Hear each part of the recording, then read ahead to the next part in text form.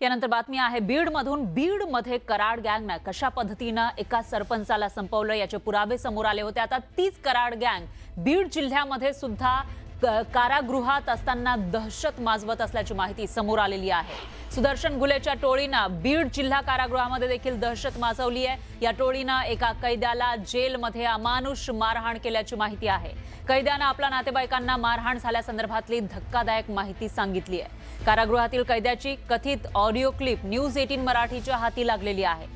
घुले टोळीनं जरांगे पाटलांना गोळ्या घालण्याची धमकी दिल्याची माहिती देखील संबंधित पीडित कैद्यांना आपल्या कुटुंबियांसोबत बोलताना सांगितलेली आहे. एवढंच काय तर जेलर आणि सर्व कर्मचारी घुले टोळीला मिळालेले आहेत, त्यामुळे ते तक्रारीची दखल घेत नाहीत असं सुद्धा संबंधित कैद्यानं सांगितलंय. कुणी दिले होते गवते बाबाला शिव्या? प्रतीक घुले. हा. आणि आता हे वाद जो आहे तो तुमचा कशामुळे वाद आहे?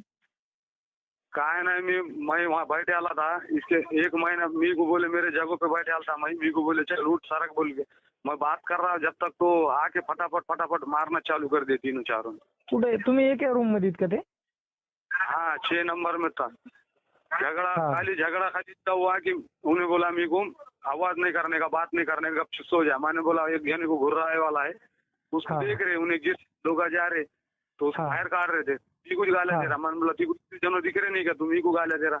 हाँ हाँ. बोले मैं देता ती को क्या करता कर. मैंने बोला मैं बाबा को बोलता, तो डायरेक्ट मारने कुछ आंग पे चाहे बदाबद मारना चालू करे.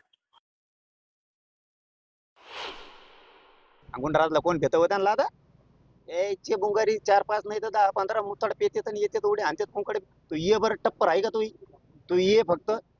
तू काय जेल मधून सांगतो गोळ्या घालणार, कोणाला सांगितलं, आमक्याला सांगितलं तमक्याला सांगितलं, तू ये. तो मोरख्या बी राहतोय का बघ. ज्या दिवशी आपण जाईल ना त्या दिवशी तो सापडन तिथं गेला म्हणून समजायचा नाही. आता सापडन तिथं गेला तो.